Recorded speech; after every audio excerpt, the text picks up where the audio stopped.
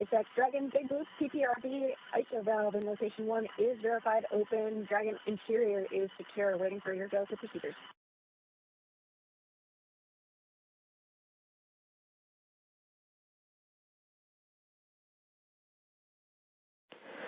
SpaceX copies all, Zena, and report for PPRV. Good news, your go to step into procedures per the event details. We'll look for completing 4.010 for suit donning and report when complete.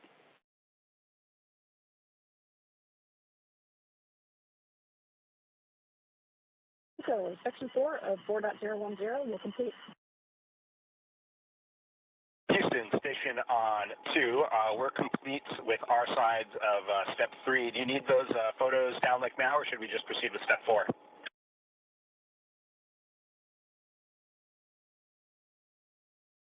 Checking.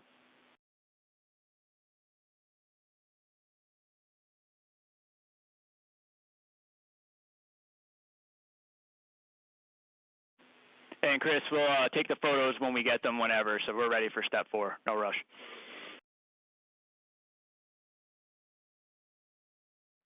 NASA's Chris Williams reporting closeout photos prior to Dragon's upcoming departure. We're in the process of completing the refinement of an undocking time, but we only expect it to be just a few minutes behind the original plan.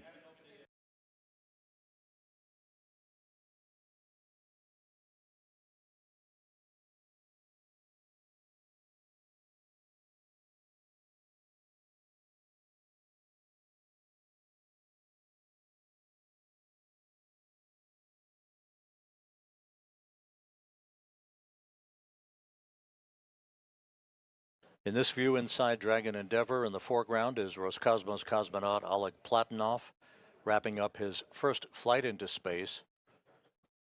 Across the spectrum of this view is the pilot of Endeavour, Mike Fincke of NASA. To his left, Zena Cardman, the commander of the vehicle. And just out of the field of view is Kimiya Yui of the Japan Aerospace Exploration Agency.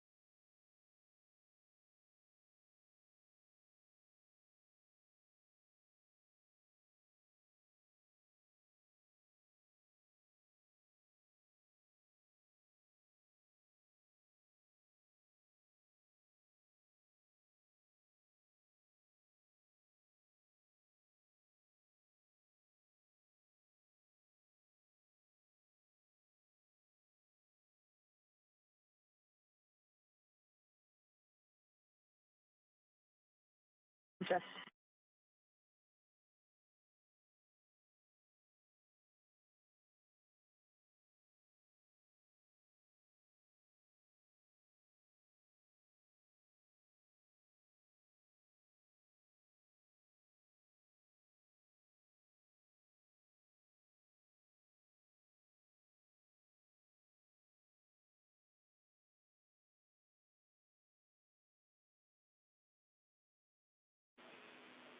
Station and Dragon, this is Houston on the Big Loop for new undock time. We caught up on some of our time.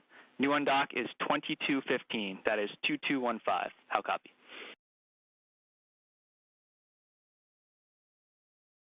Okay, 2215 for our new updated undock time. That's good readback. And Houston's spacecraft communicator, Matt Dunn, reporting to Endeavour Commander Zena Cardman that our new updated undocking time The command, the undocking command itself that triggers the umbilical retraction and the opening of the hooks is going to be at 4:15 p.m. Central Time, 5:15 p.m. Eastern Time, but the actual physical separation that we mark undocking to will be 5 minutes after that. So we expect physical separation of Endeavour from the station at 4:20 p.m. Central Time, 5:20 p.m. Eastern Time.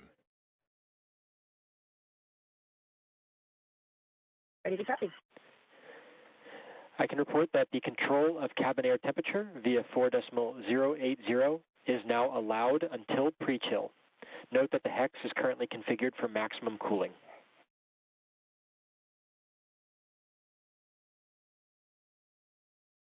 Copy, thanks. We've got 4.080 as an option for temperature adjustment.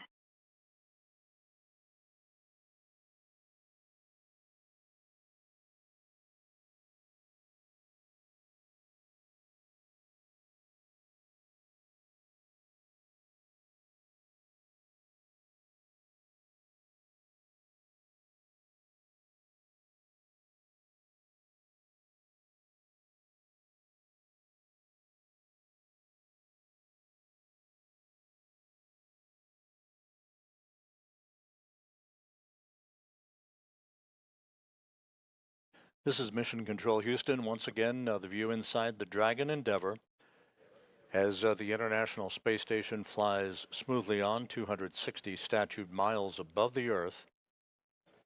The station is currently tracking from northwest to southeast across the west coast of Australia in an orbit inclined 51.6 degrees to either side of the equator.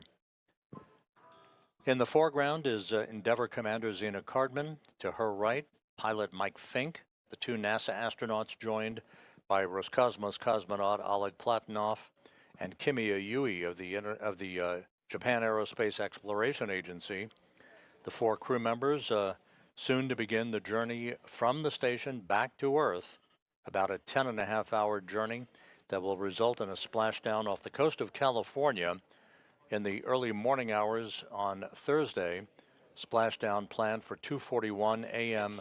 Central Time, 12:41 a.m. Pacific Time. 103, moving on to 4.7 now.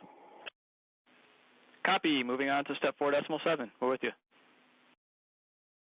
The Crew-11 crew departing a few weeks ahead of schedule to complete a mission of 167 days in duration, 165 days of which will have been aboard the station, 2,672 orbits of the Earth, in a mission that will have spanned 70.8 million statute miles.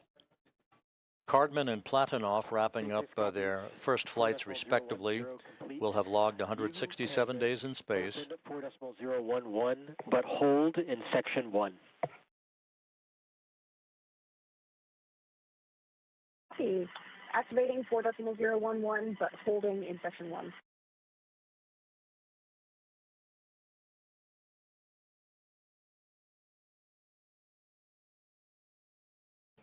The core, or the crew operations resource engineer at SpaceX Mission Control in Hawthorne, California, now working through their timelines. The next step will be leak checks for the four crew members on their launch and entry suits. Cardman and Platonov will have logged 167 days in space at the completion of their first flight. Mike Fincke, with this mission, wrapping up his fourth flight into space, and a total of 549 days in space, good for fourth among all NASA astronauts and 20th on the all-time list for aggregate days in space. Kimiya Yui, in the completion of his second flight into space, will have totaled 309 days off the planet.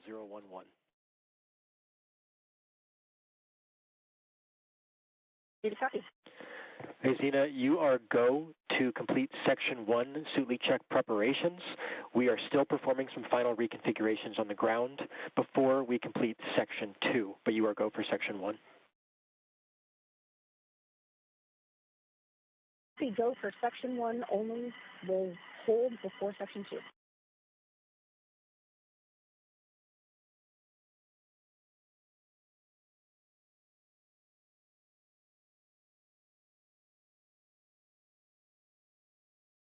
Throughout the course of the day today, all of the departure preparations have gone smoothly.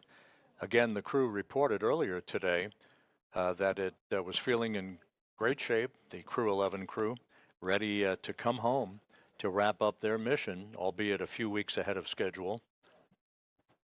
They completed the final stowage of cargo aboard Endeavour, and just a few minutes ago, at 2:29 p.m. Central Time, 3:29 p.m. Eastern Time, closed the hatch to Endeavour, leaving behind on the International Space Station the newly minted station commander Sergei Kud-Sverchkov of Roscosmos, along with his Roscosmos colleague Sergei Mikheyev and NASA's Chris Williams, who will be a three-man crew for the next 4 weeks until the arrival next month of the Crew-12 crew.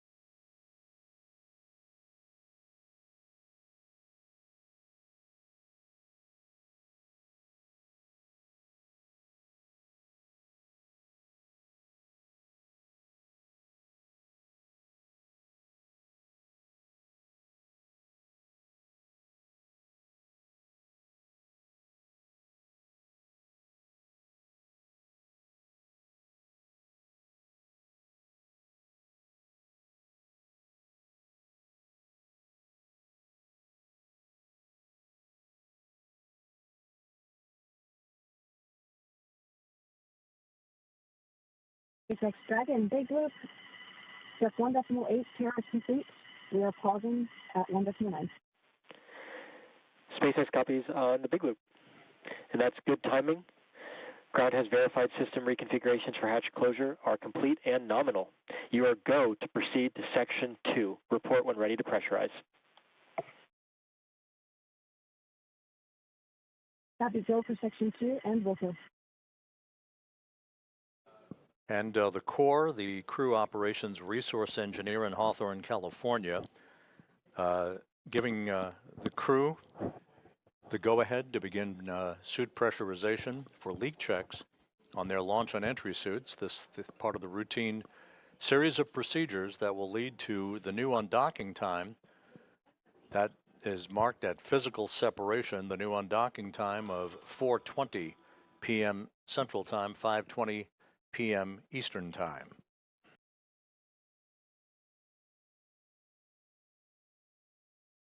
SpaceX Dragon, sub 2.2, ready to pressurize.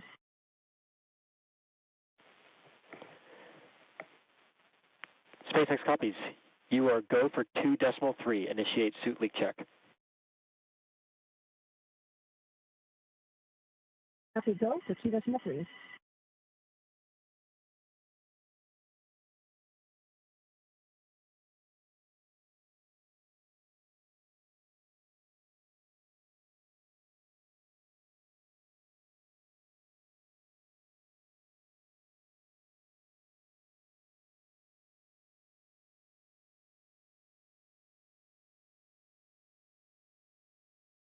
And the report is the suits are being pressurized for the 4 crew members aboard Endeavour. Again, part of the routine leak check activities that will ensure that those suits are airtight and ready to support the undocking of Endeavour from the International Space Station.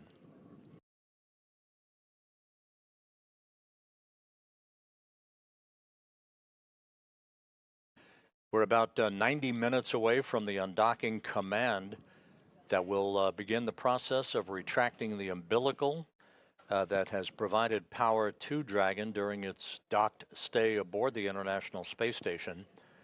That will be followed by the opening of 2 sets of hooks, 12 hooks in all, that will break the physical separation between Dragon and the zenith or space-facing port of the International Space Station, allowing the beginning of several burns of the Draco thrusters to create an opening rate for Dragon as it drifts away from the International Outpost.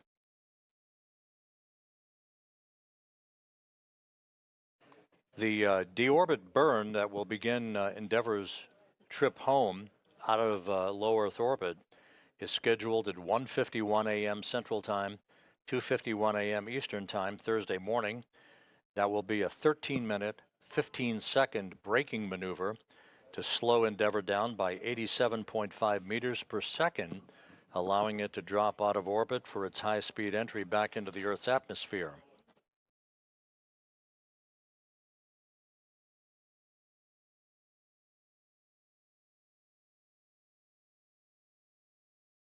Houston, station on 2, we're complete in step 4 of 2.103, moving on to step 5.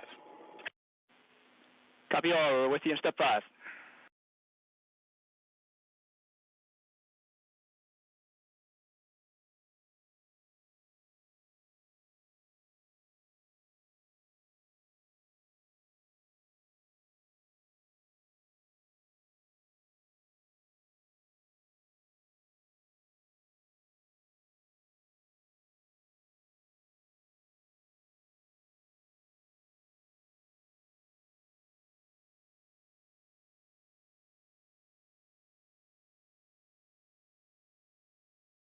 SpaceX Dragon, sub 2.5, nominal seat leak check. SpaceX Captain on the big loop, we concur 4 nominal leak checks.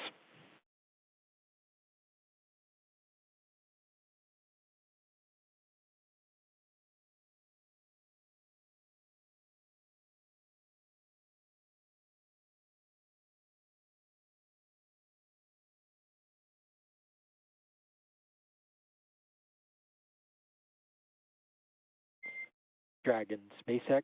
This is a comm check on Dragon to ground. I do see that Mike has his push-to-talk set to ground, if he can respond.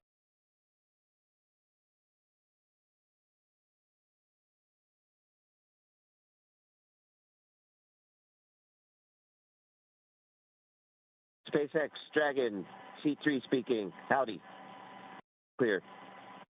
All right, howdy, C3. Loud and clear as well. Good Dragon to ground comm check.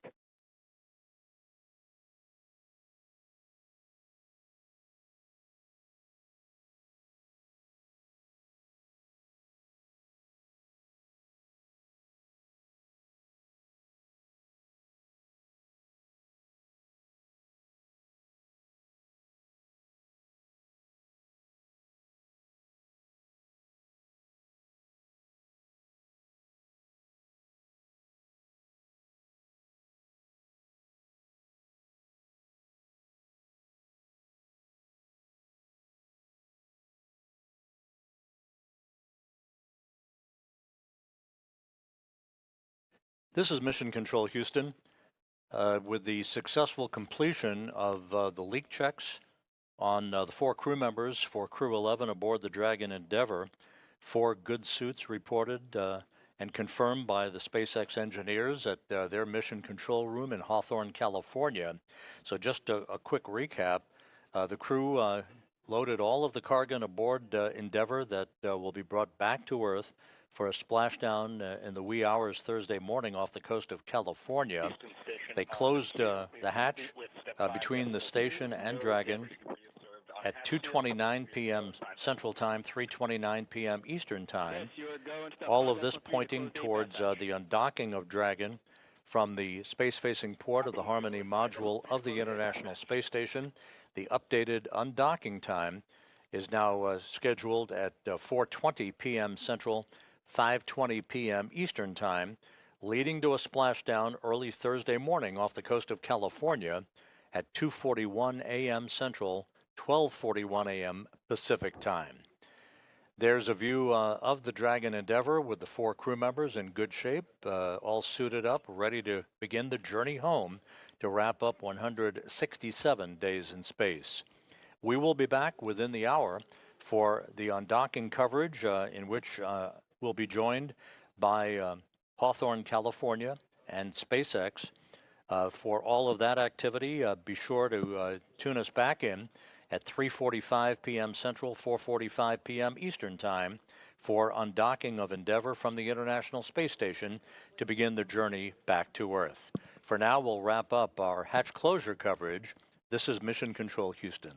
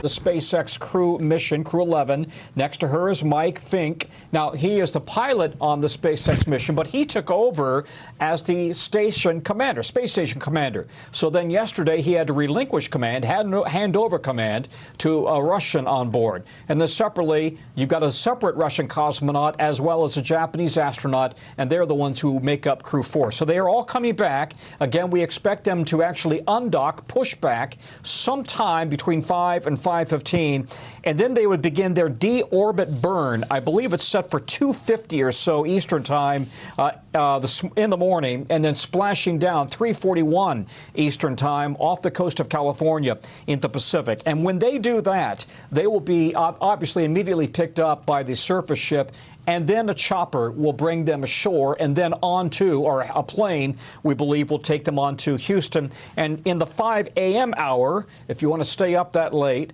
we expect NASA will, in fact, provide an update with Jared Isaacman, the new chief of NASA, giving us an update. I just want to interrupt you super quickly. They're speaking now. See if you have the audio. Suits having performed leak checks.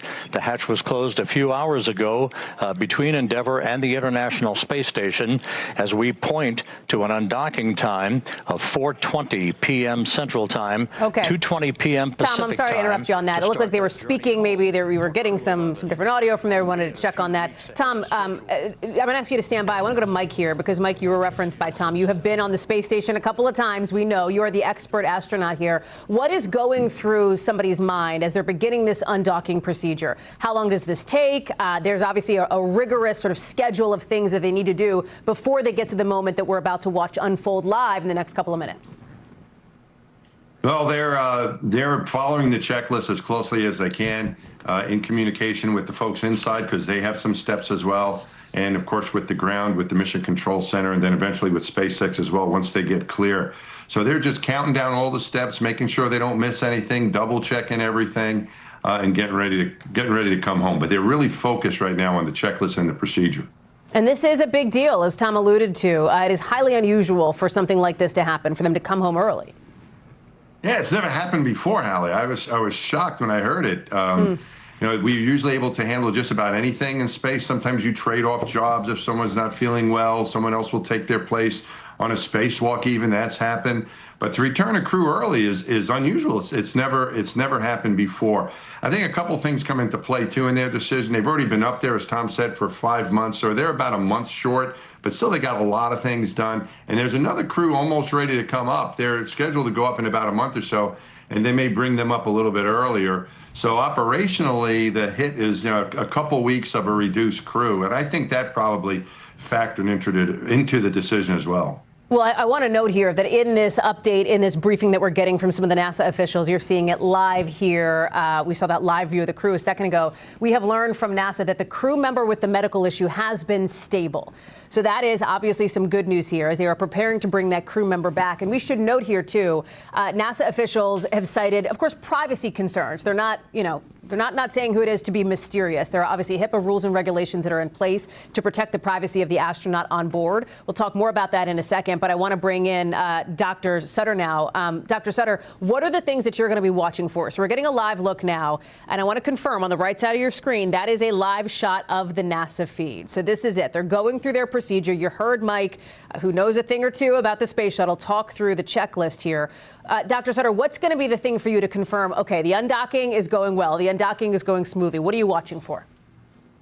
Well, what I'm watching for is boredom. As long as all the NASA operators and engineers, as long as all the astronauts are smoothly moving through the checklist, as long as everything is green, as long as everything is nominal and everyone is low stress and low energy, the more boring this is, the better it is. Because the last place you want a high stress situation where things are going wrong and we have to rapidly troubleshoot is in a space station that is orbiting the Earth at 17,500 miles per hour. So as long as everything's boring, I am a happy scientist. You know, it's not often that something that is boring is actually incredibly compelling, but in this instance, I think those two things are true, Dr. Sutter. Let me ask you to stand by because I want to bring in Gadi Schwartz. And just to update folks here, we saw the live shot away of the crew. They're suited up right now. They are going through that checklist, Gadi. We are just minutes away, we are told, from the space station and the undocking for that SpaceX capsule there. They've apparently done something like 2,600 orbits of the Earth in the time that Crew-11 has been on board the International Space Station, Gadi. And I know that you've done so much reporting here on the SpaceX capsule, on the space station as well.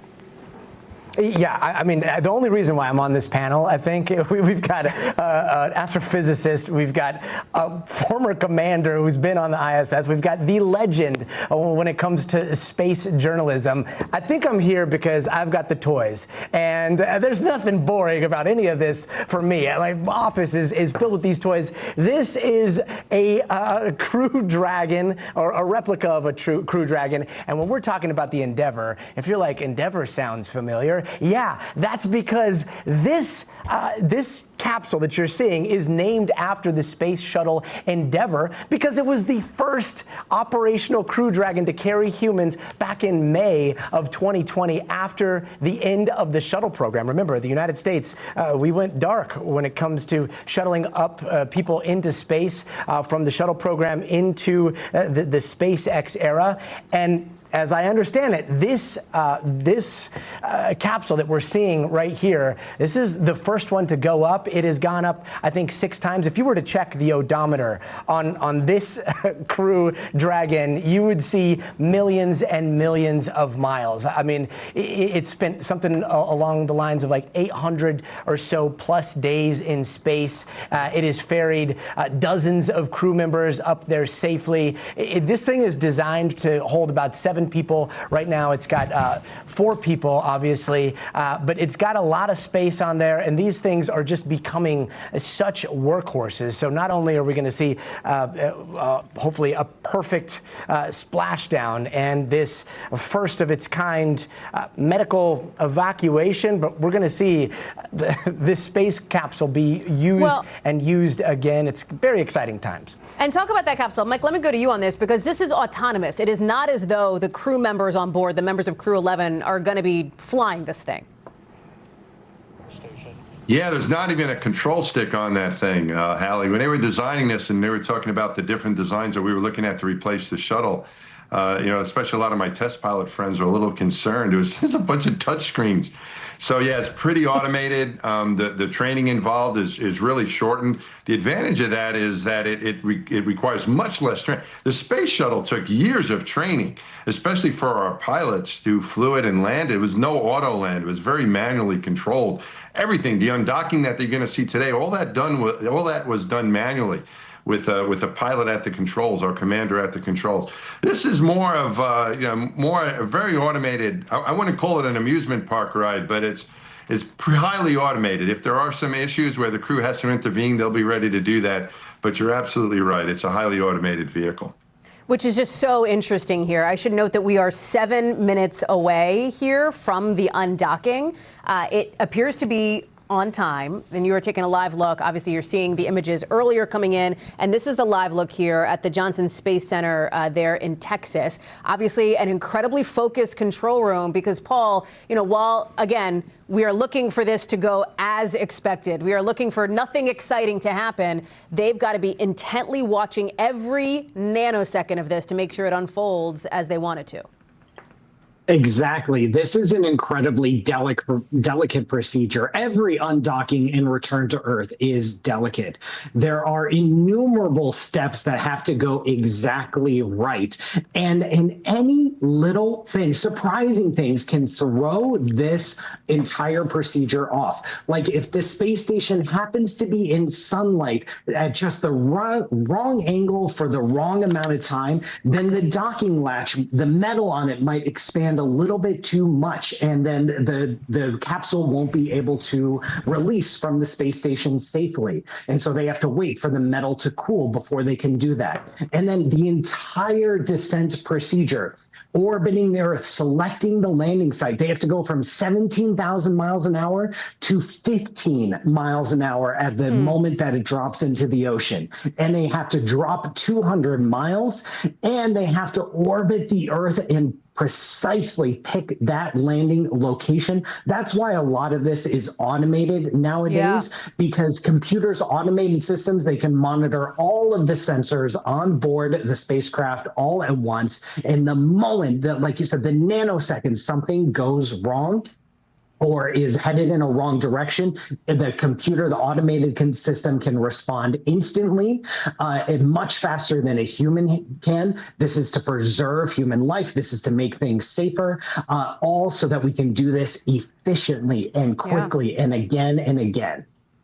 It's a critical point, Paul. And as we take a look at the control room here, there's something else that has come up too from NASA. And Mike, I want to go to you on this because NASA keeps saying this is an orderly early return. And we want to be clear, they have not said it's an emergency. We know that it is a serious medical situation. What does the difference in semantics mean? And again, understanding there has never been an emergency evacuation for a medical reason from the space station. There hasn't even been this, which is obviously a level or a degree less than that.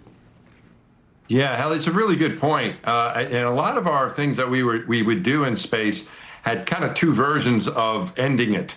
One was like on an EVA, there was an abort EVA, which means we are coming inside, someone's got a leak in their spacesuit. It doesn't matter what's going on out there, just kind of let the equipment leave it where it is and get inside as soon as you can.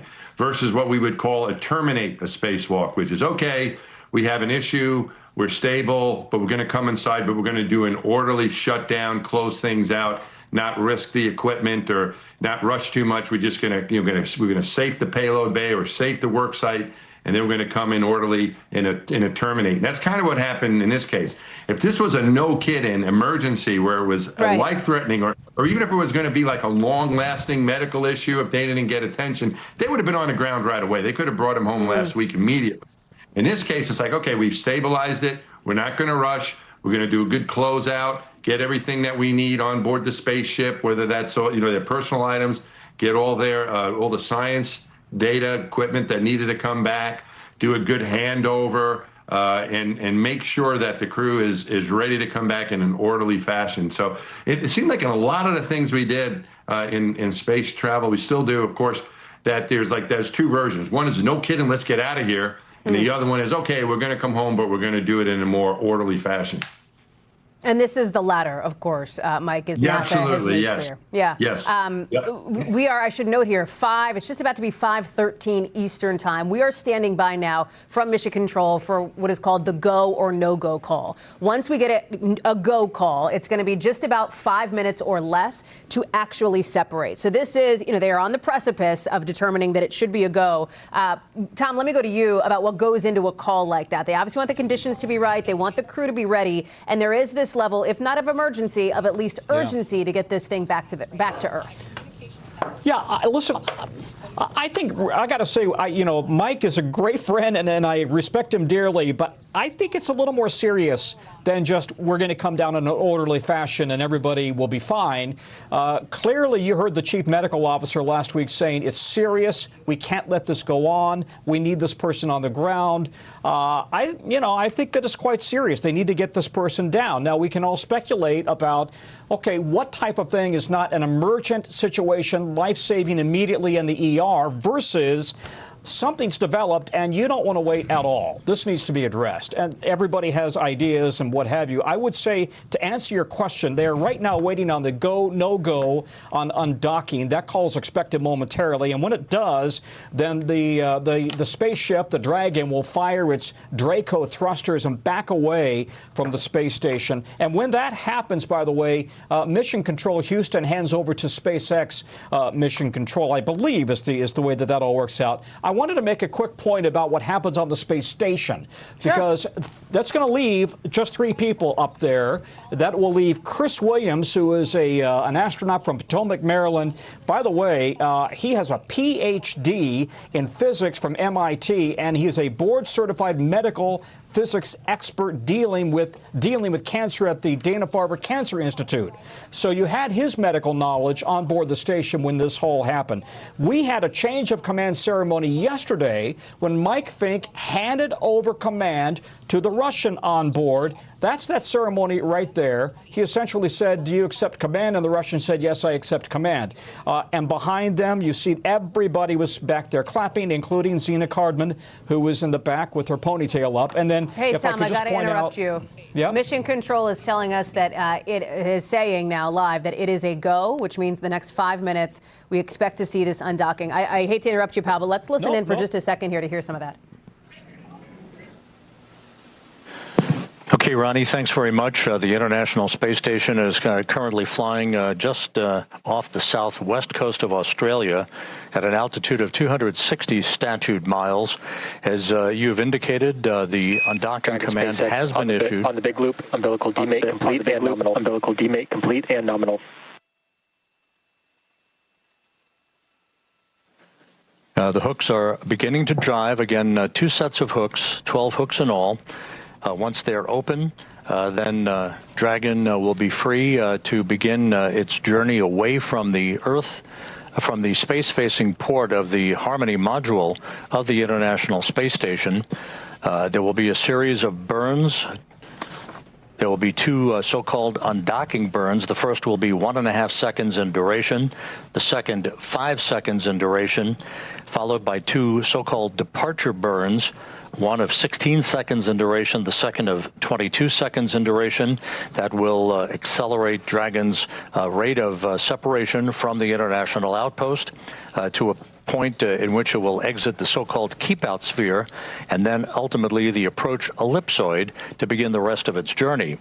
Even though the undocking is coming about 15 minutes behind schedule, based on the work that was required to prepare the crew for undocking, this will not affect the rest of the timeline. There will be some burn adjustments made by the SpaceX engineers in Hawthorne, but it will all lead to a splashdown off the coast of San Diego for the 4 Crew-11 crew members at so you have been listening now to Central these NASA sort of timelines, the minute by minute of what's expected to happen. So we know this is a go.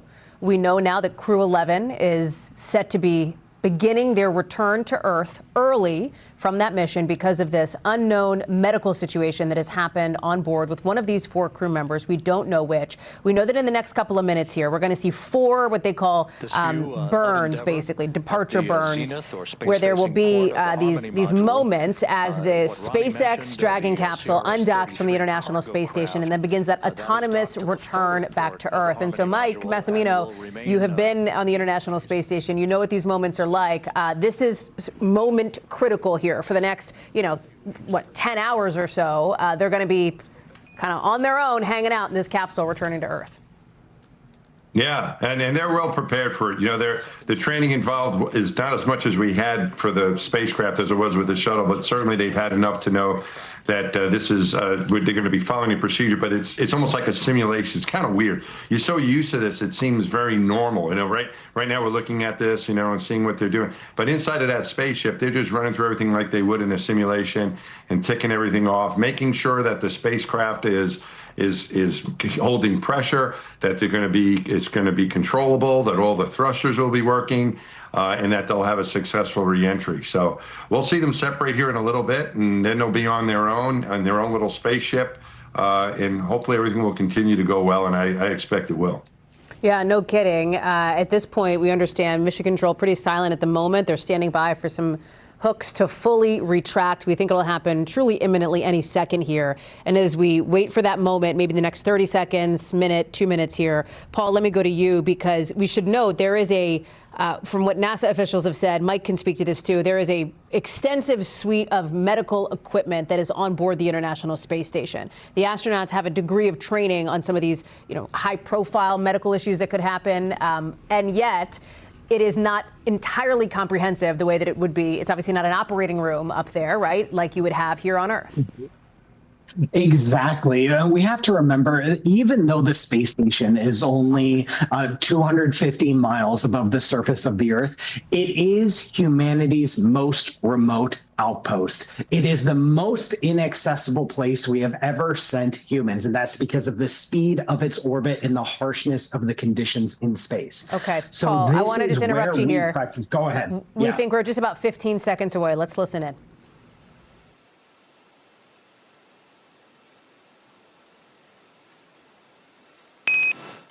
Dragon SpaceX, all hooks open. Nominal. SpaceX, all hooks open. Nominal. Dragon copy. Undocking confirmed. Endeavour begins its journey home with the Crew-11 crew. Undocking Dragon confirmed. SpaceX, separation confirmed. Dragon SpaceX, separation confirmed. Dragon copy. Stay the same. Dragon copy. Stay the same. A good undocking burn, 4:20 p.m. Central Time, 5:20 p.m. Eastern Time for undocking, as Dragon and the International Space Station flew 260 statute miles south of Australia.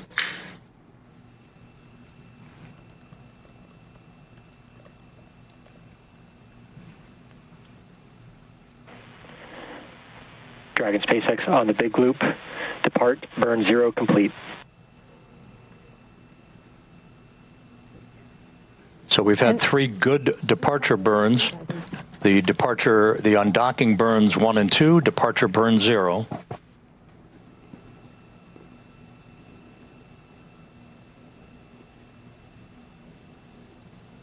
And that is the SpaceX Dragon capsule floating in space, having undocked from the International Space Station. Incredibly, we are watching it live happen as you're listening to mission control here. There's still one more departure burn to go. The accelerated nature of the timing of this undocking for Crew-11, the crew has executed everything by the book as they begin about a 10.5-hour journey to a splashdown off the coast of San Diego in the wee hours Thursday morning.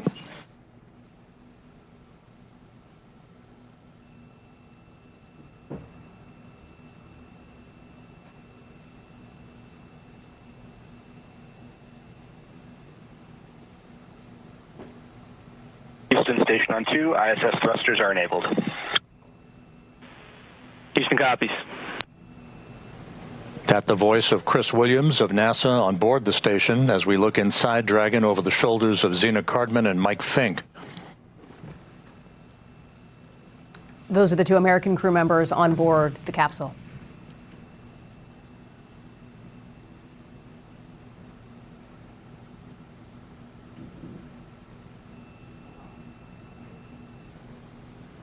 We expect Dragon to exit the approach ellipsoid and for joint operations to conclude between Houston and Hawthorne in the neighborhood of about 4:40 p.m. Central, 5:40 p.m. Eastern Time.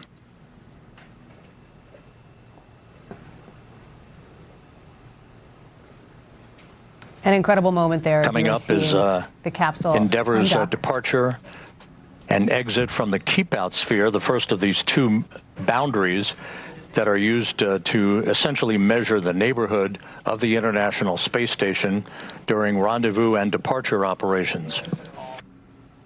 Mike Massimino, let me bring you into this conversation here as we're watching this. Again, just a live shot from space. It's unbelievable that we can see this happen, that we can watch this unfold.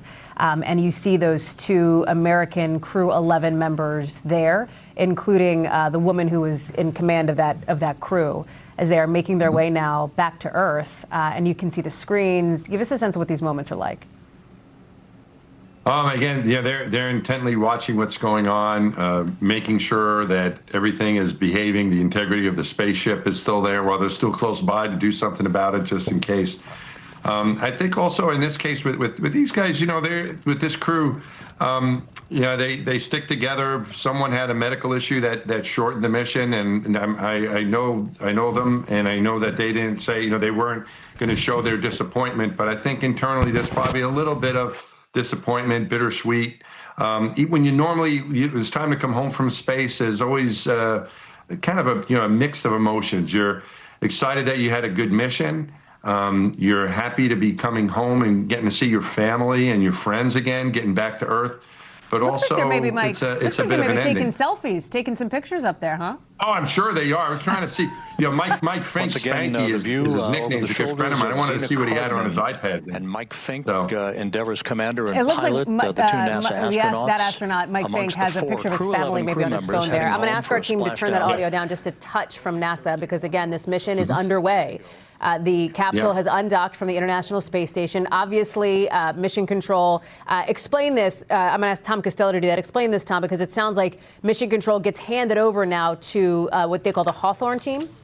Yeah, that's right. You've been hearing the voice of Rob Navius, and those of us who cover NASA love Rob Navius, the voice of NASA. Nobody knows NASA more thoroughly, inside and out. He is a savant on all things Mission Control. So that's been the voice you've been listening to, and he will now hand over, and Mission Control will hand over to SpaceX because this is a SpaceX ship, of course, on its way down. So that's based in Hawthorne, California, of course, not far from our own Gotti Schwartz, splashing down. Again, the plan is at 3:41 a.m. Eastern Time, 12:41 on the Pacific Coast, right off of San Diego. And the one point I wanted to make, though, when we talk about the medical care that's available up on station, is that the astronauts, and again, Mike better equipped to talk about this than I am, but they do receive a degree of medical knowledge, or training, I should say, that includes, I want to say, more than an EMT, but maybe not quite paramedic level. They can start IVs, they have drugs on board, they have an ultrasound, they have a defibrillator, they have a lot of equipment on board, and all of it, of course, would be ordered up by the medical officer on the ground. But in this case, they simply didn't feel like they had what they needed, and that's why they decided they needed to get this astronaut back on the ground.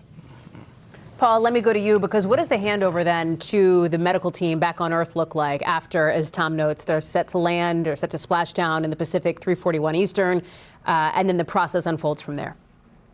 Yeah, the medical team is in constant communication with the flight controllers, with the mission commanders, with the astronauts themselves. They're constantly in the loop, informing every decision, providing status updates. Once the crew hopefully safely reaches the Earth and they bring that capsule back on the ship, there will be surgeons and medical professionals on board the ship. They will be some of the first people to make human contact with these astronauts. They are going to proceed as swiftly as possible, just like if you were visiting an emergency room or an ER. They are going to take over with that ill astronaut, whatever the underlying issue is. They will be in charge of that astronaut. That will override all other priorities. Gotti, let me go to you. You are our certified space geek, our resident space nerd man, and watching this, I know it's incredible, and it's meaningful too for this moment that is making history in the scope of the International Space Station, what it does, and setting the table for the future. Yeah, I mean, watching these images, it's this slow motion ballet in space, seeing human ingenuity at its finest. When you listen to that handoff of the command of the International Space Station, one thing that kept coming up over and over between all of these different countries, Japan up there, Russia up there, United States, was that this crew felt like family.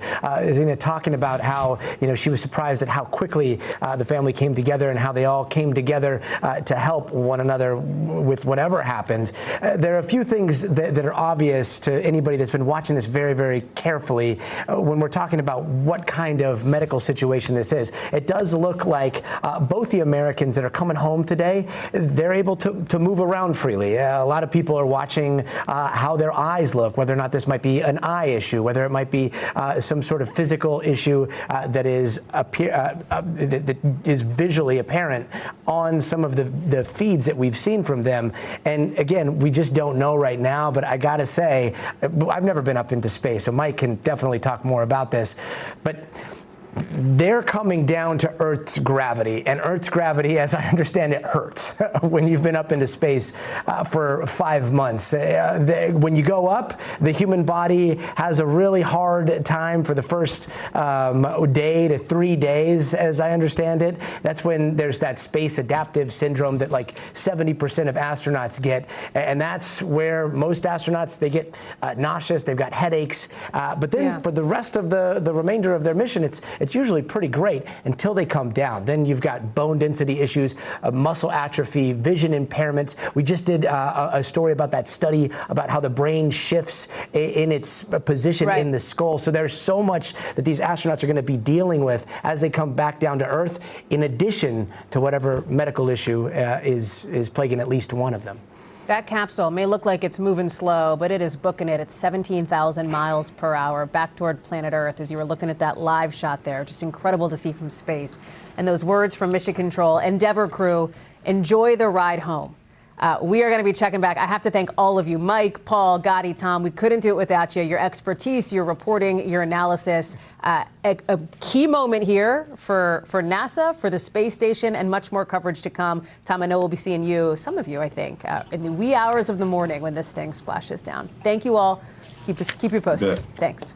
Thank you. We've got to get to some other major headlines today, too. And there are plenty back here on planet Earth and specifically overseas, because we're hearing from President Trump in just the last few hours saying that the killing in Iran, he says, has stopped on the day the regime was expected to execute its first protester. Here's what the president had to say. We've been told that the killing in Iran is stopping, and it's stopped, and it's stopping. And there's no plan for executions. I'm sure if it happens, we'll all be very upset. Now, the State Department had said that this man, you see him here, a 26-year-old protester, was scheduled to be executed. You heard the president that he has it. He says on good authority that that is not going to happen. NBC News has not independently confirmed that the execution has been postponed. This fits part and parcel to what we've been talking about now for days, this escalating violent crackdown from the Iranian regime on demonstrators. They were promising to punish any of these anti-government activists in Tehran today. Do you hear that? Some of that popping shots in the streets. So far, some 2,600 people have been killed, including children and members of Iran's security forces, according to the U.S.-based human rights activist News.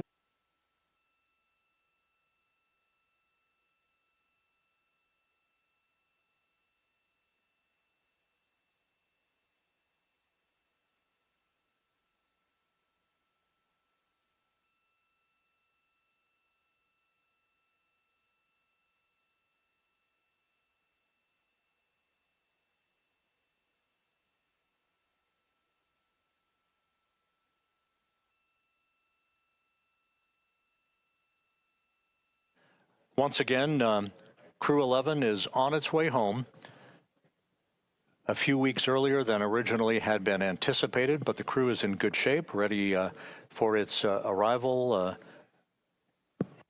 in the Pacific Ocean for a splashdown in the early morning hours on Thursday, where the SpaceX recovery team will quickly move into action to hoist the Dragon onto the well deck of the recovery ship and extract the crew, with their mission now having been completed. Everything has gone by the book. Endeavour in good shape. The International Space Station now crewed by 3 people, Chris Williams of NASA, Sergei Sverchkov, and Sergei Mikheyev of Roscosmos. They will be a 3-man crew for the next few weeks until the arrival of the Crew-12 crew on the next SpaceX Crew Dragon that will be launched from the Cape Canaveral Air Force Station. With that, we'll wrap it up from Mission Control here in Houston and go back to Ronnie Foreman at SpaceX headquarters in Hawthorne.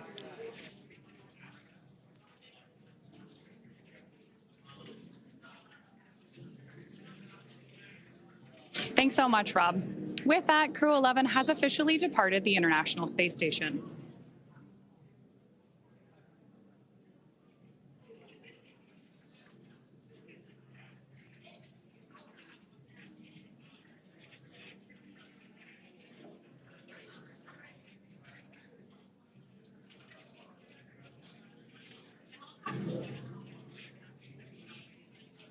As we continue to move a safe distance from the station, we are preparing for that deorbit burn that Rob mentioned. Again, Dragon is targeted to splash down off the coast of San Diego at approximately 12:41 a.m. Pacific time, followed by the crew getting picked up at sea by a SpaceX recovery vessel. As they rest up, our teams here will continue to keep an eye on the weather to ensure a safe return for our Dragon and Crew-11 astronauts.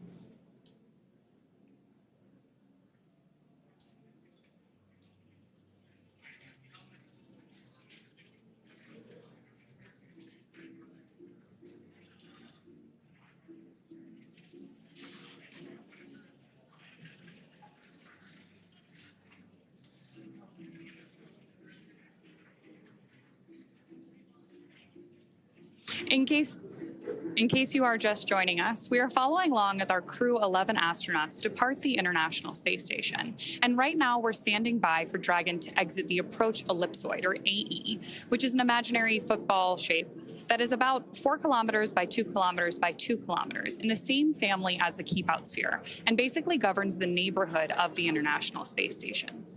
One of the key differences between the approach ellipsoid that you see on the outside on the graphic in your screen and the keep-out sphere, which is that smaller inner circle, is that vehicles inside of the AE right now, or where we are right now, are on what we call a 24-hour safe free drift trajectory. That means that the spacecraft would not cross into the approach ellipsoid for at least 24 hours again, even if it lost all maneuvering. So we are standing by for that call out to hear that we have exited the AE and that our Crew-11 astronauts continue on their way home. Now, to recap, earlier today, the hatches between the International Space Station and Dragon were closed. Since then, the crew has settled in to begin their 10.5-hour journey back to Earth. The joint NASA and SpaceX teams pulled go to proceed with undocking, and the undock command was then sent, followed by umbilical retraction and hook opening, with physical separation taking place right on schedule at 2:20 p.m. Pacific, as the space station and Dragon were traveling about 260 statute miles south of Australia. Dragon then completed 2 of 4 departure burns and exited the keep-out sphere. We are again now standing by from Dragon crossing the approach ellipsoid to set the spacecraft and Crew-11 up for their path back to Earth. On Splashdown tomorrow, we'll be marking the completion of a long-duration science and research mission for these 4 astronauts and the astronauts that were part of the broader expedition who are still on board the International Space Station.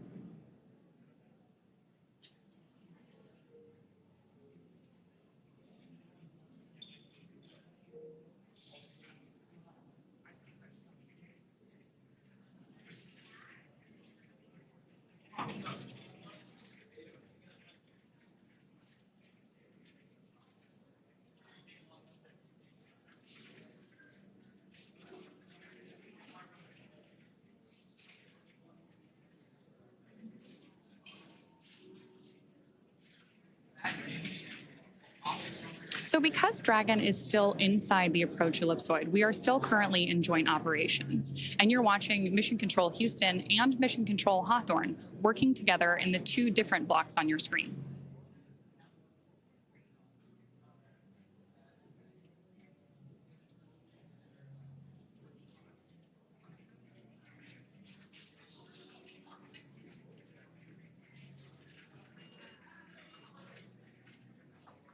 We mentioned this earlier in the webcast too, but you can follow along with Dragon's telemetry in the bottom of your screen.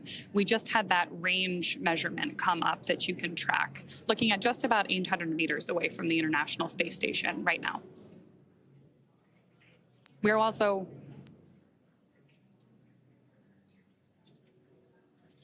tracking right now that about 1,000 meters or 1 kilometer is going to be the right boundary of that approach ellipsoid. So right now we're watching the number increase, which is exactly what we want to see as our Crew-11 astronauts depart the space station.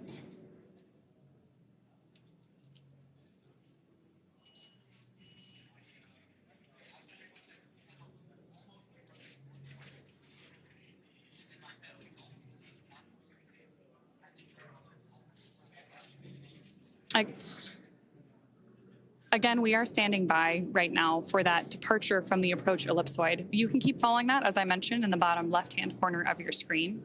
That is the distance between Dragon and the International Space Station. And we think we'll hit that 1,000-meter, 1-kilometer mark here in just about another minute.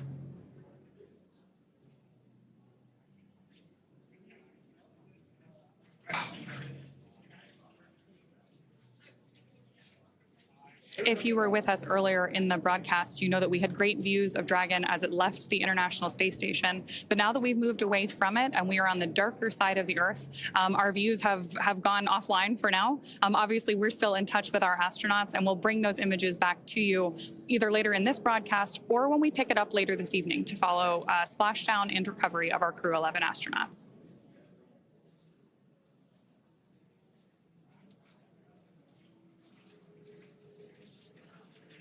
Coming up on about 970 meters away from the International Space Station. So we should hear that call out any second that we have exited the approach ellipsoid.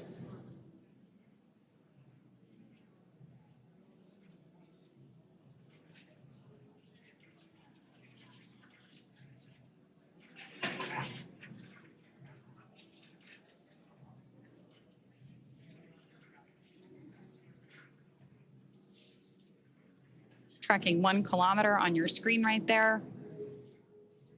So right now we're just waiting for that call out over the big loop between Mission Control Houston on the left and Mission Control Hawthorne on the right.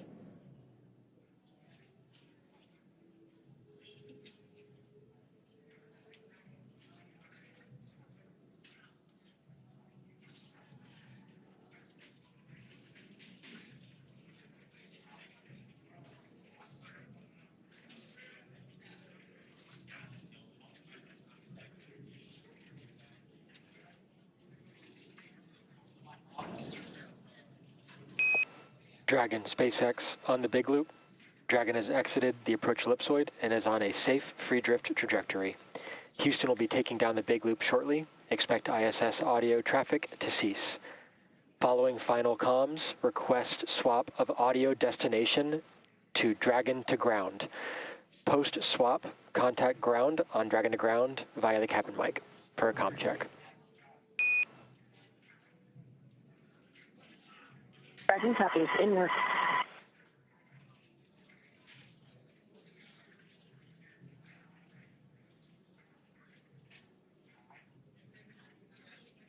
So that announcement we just heard from Mission Control Hawthorne officially marks departure from the approach ellipsoid and the end of joint operations. That's why you heard our team explaining how communications protocols would change from here through the end of the mission. Crew-11 has officially departed the International Space Station, and now we'll expect them back here on Earth about 10.5 hours from now, again splashing down off the coast of San Diego. The crew is currently doffing or removing their spacesuits to settle in for that ride home.